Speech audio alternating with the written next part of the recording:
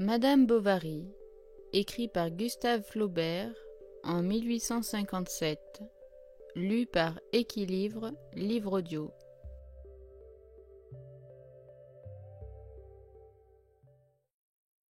Deuxième partie. Chapitre 13. À peine arrivé chez lui, Rodolphe s'assit brusquement à son bureau, sous la tête de cerf faisant trophée contre la muraille. Mais quand il eut la plume entre les doigts, il ne sut rien trouver, si bien que, s'appuyant sur les deux coudes, il se mit à réfléchir.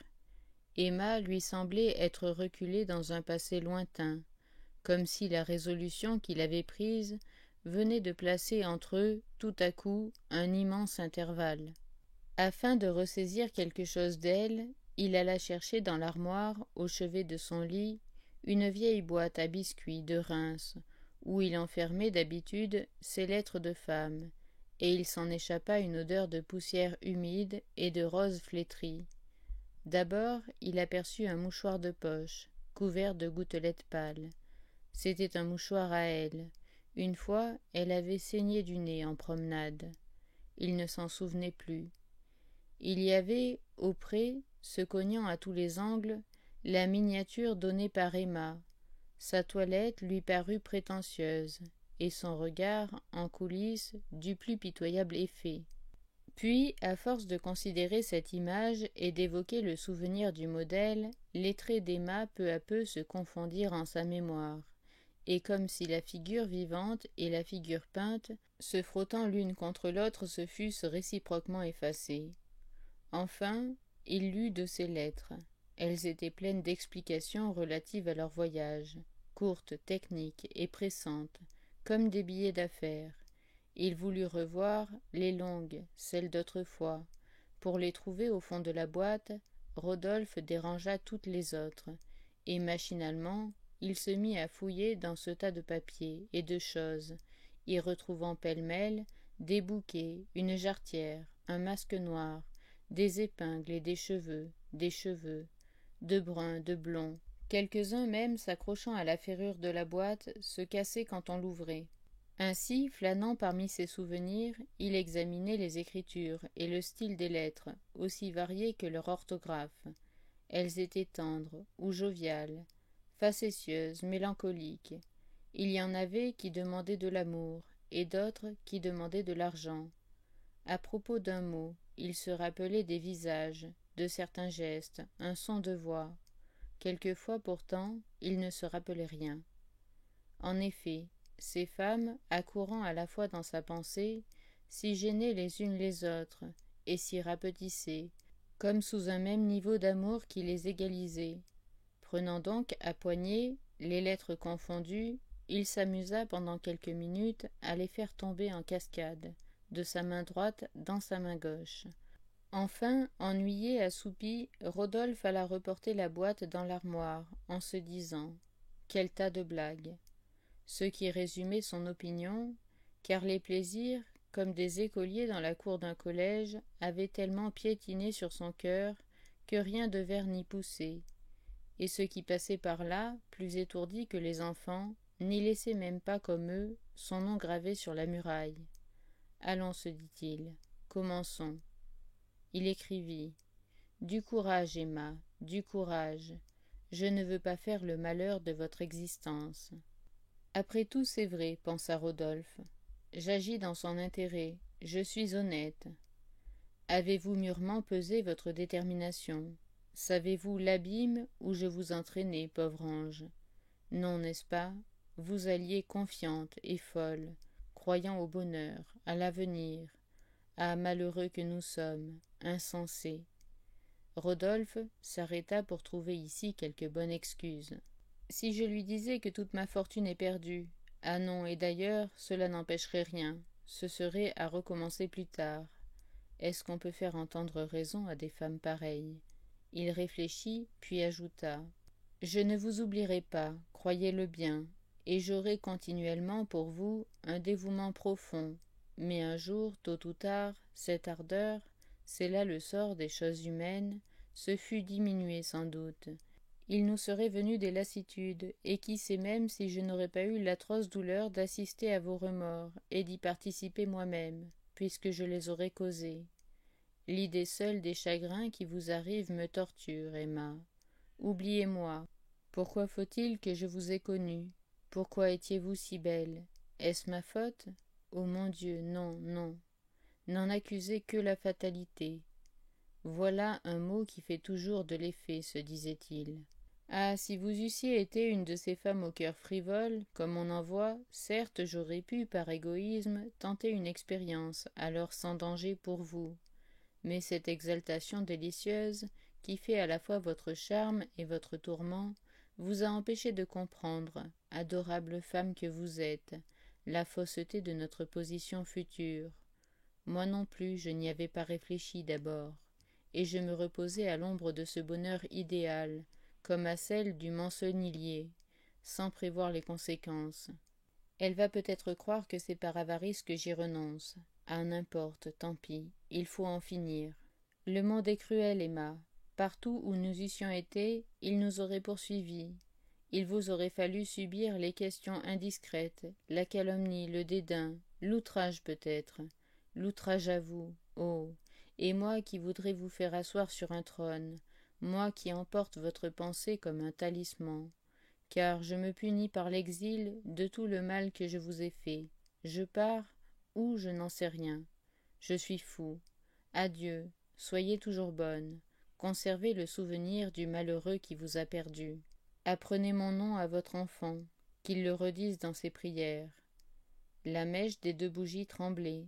Rodolphe se leva pour aller fermer la fenêtre, et quand ils se furent assis, « Il me semble que c'est tout. Ah, encore ceci, de peur qu'elle ne vienne à me relancer. Je serai loin quand vous lirez ces tristes lignes, car j'ai voulu m'enfuir au plus vite, afin d'éviter la tentation de vous revoir. Pas de faiblesse. Je reviendrai, et peut-être que plus tard nous causerons ensemble, très froidement, de nos anciennes amours. Adieu. » Et il y avait un dernier adieu, séparé en 2 mots. Adieu. Ce qu'il jugeait d'un excellent goût. Comment vais-je signer maintenant? Se dit-il. Votre tout dévoué? Non. Votre ami? Oui, c'est cela. Votre ami. Il relut sa lettre. Elle lui parut bonne. Pauvre petite femme, pensa-t-il, avec attendrissement. Elle va me croire plus insensible qu'un roc. Il eût fallu quelques larmes là-dessus. Mais moi je ne peux pas pleurer. Ce n'est pas ma faute. Alors, s'étant versé de l'eau dans un verre, Rodolphe y trempa son doigt, et il laissa tomber de haut une grosse goutte qui fit une tache pâle sur l'encre. Puis, cherchant à cacheter la lettre, le cachet Amor nel cor se rencontra. Cela ne va guère à la circonstance. Ah bah, n'importe. Après quoi, il fuma 3 pipes et s'alla coucher. Le lendemain, quand il fut debout, vers 2 heures environ, il avait dormi tard, Rodolphe se fit cueillir une corbeille d'abricots. Il disposa la lettre dans le fond, sous des feuilles de vigne, et ordonna tout de suite à Girard, son valet de charrue, de porter cela délicatement chez madame Bovary. Il se servait de ce moyen pour correspondre avec elle, lui envoyant, selon la saison, des fruits ou du gibier. « Si elle te demande de mes nouvelles, dit-il, tu répondras que je suis parti en voyage. Il faut remettre le panier à elle-même, en main propre. Va et prends garde. » Girard passa sa blouse neuve, noua son mouchoir autour des abricots, et marchant à grands pas lourds dans ses grosses galoches ferrées, prit tranquillement le chemin de Yonville. Madame Bovary, quand il arriva chez elle, arrangeait avec thé, sur la table de la cuisine, un paquet de linge. « Voilà, dit le valet, ce que notre maître vous envoie. » Elle fut saisie d'une appréhension, et tout en cherchant quelque monnaie dans sa poche, elle considérait le paysan d'un œil hagard, tandis qu'il la regardait lui-même avec ébahissement, ne comprenant pas qu'un pareil cadeau pût tant émouvoir quelqu'un. Enfin, il sortit. Félicité restait. Elle n'y tenait plus. Elle courut dans la salle, comme pour y porter les abricots, renversa le panier, arracha les feuilles, trouva la lettre, l'ouvrit, et comme s'il y avait eu derrière elle un effroyable incendie, Emma se mit à fuir vers sa chambre, tout épouvantée. Charles y était, elle l'aperçut. Il lui parla, elle n'entendit rien. et elle continua vivement à monter les marches, haletante, éperdue, ivre, et toujours tenant cette horrible feuille de papier, qui lui claquait dans les doigts, comme une plaque de tôle. Au second étage, elle s'arrêta devant la porte du grenier qui était fermée. Alors, elle voulut se calmer. Elle se rappela la lettre. Il fallait la finir. Elle n'osait pas. D'ailleurs, où? Comment? On la verrait. Ah non, ici, pensa-t-elle, je serai bien. Emma poussa la porte et entra.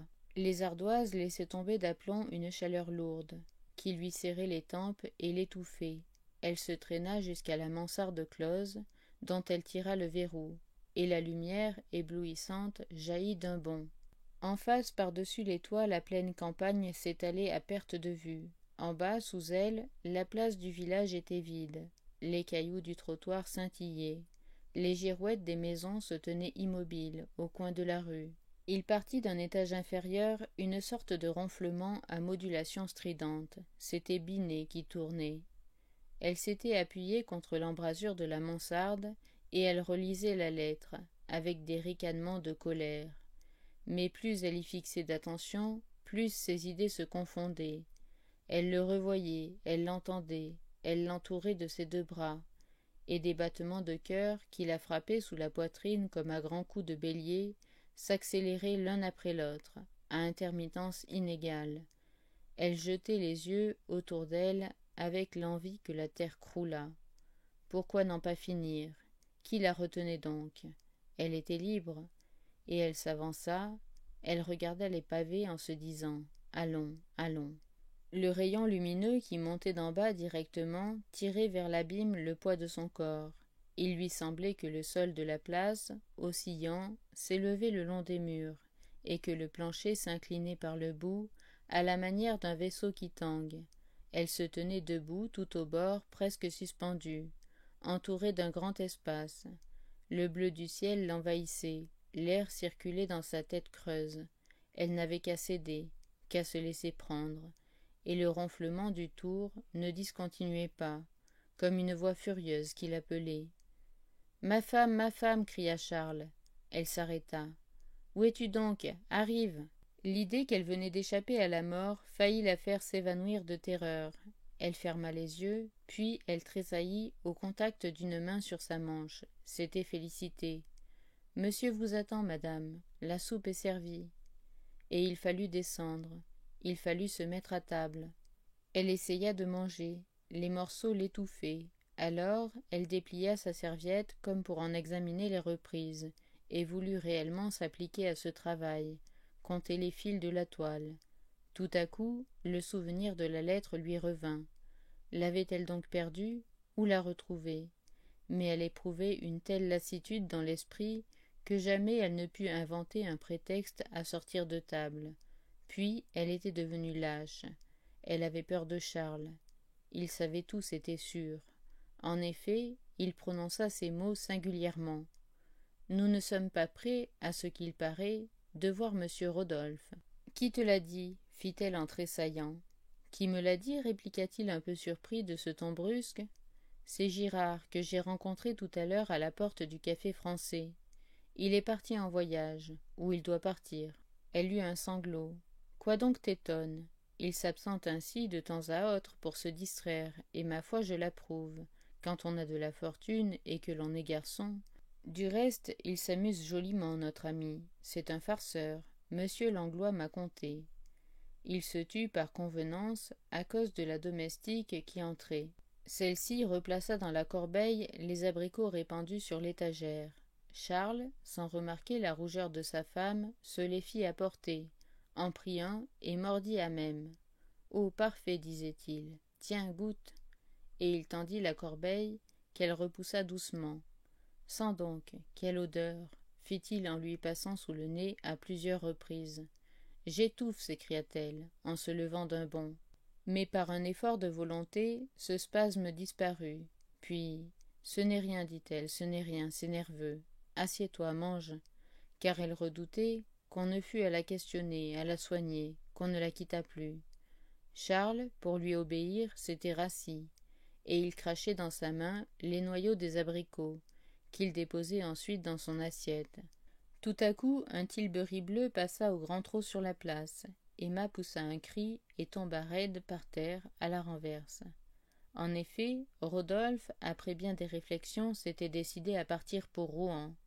Or, comme il n'y a de la Huchette à Buchy pas d'autre chemin que celui d'Yonville, il lui avait fallu traverser le village. Et Emma l'avait reconnu à la lueur des lanternes, qui coupaient comme un éclair le crépuscule. Le pharmacien, au tumulte qui se faisait dans la maison, s'y précipita. La table, avec toutes les assiettes, était renversée, de la sauce, de la viande, les couteaux, la salière, et l'huilier jonchait l'appartement.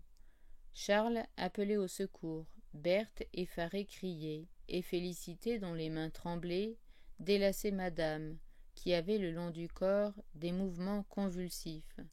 « Je cours, dit l'apothicaire, chercher dans mon laboratoire un peu de vinaigre aromatique. » Puis, comme elle rouvrait les yeux en respirant le flacon, « J'en étais sûr, fit-il, cela vous réveillerait un mort. »« Parle-nous, disait Charles, parle-nous, remets-toi. C'est moi, ton Charles, qui t'aime. Me reconnais-tu? Tiens, voilà ta petite fille. Embrasse-la donc. » L'enfant avançait les bras vers sa mère pour se pendre à son cou. Mais détournant la tête, Emma dit d'une voix saccadée « Non, non, personne. » Elle s'évanouit encore, on la porta sur son lit.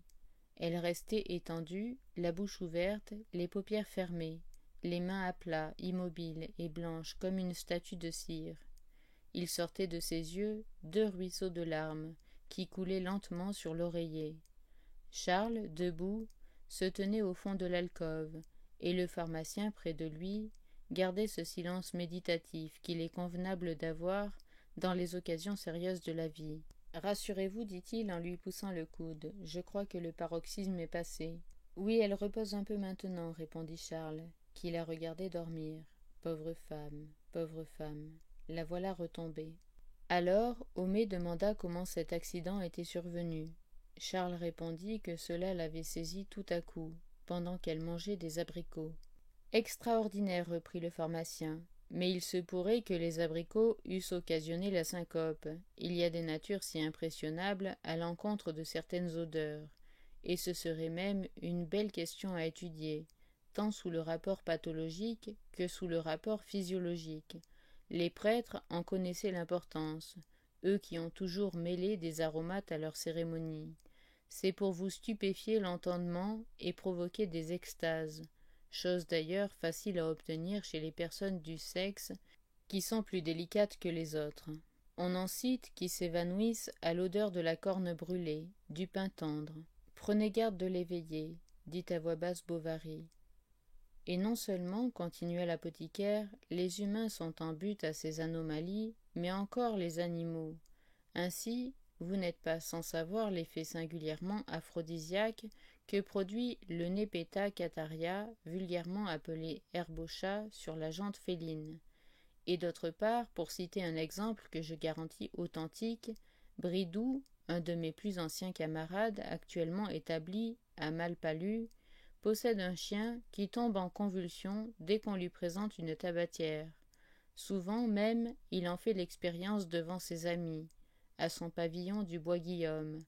Croirait-on qu'un simple sternutatoire pût exercer de tels ravages dans l'organisme d'un quadrupède? C'est extrêmement curieux, n'est-il pas vrai? Oui, dit Charles, qui n'écoutait pas. Cela nous prouve, reprit l'autre en souriant d'un air de suffisance bénigne, les irrégularités sans nombre du système nerveux. Pour ce qui est de madame, elle m'a toujours paru, je l'avoue, une vraie sensitive. Aussi ne vous conseillerais-je point, mon bon ami, aucun de ces prétendus remèdes qui, sous prétexte d'attaquer les symptômes, attaquent le tempérament.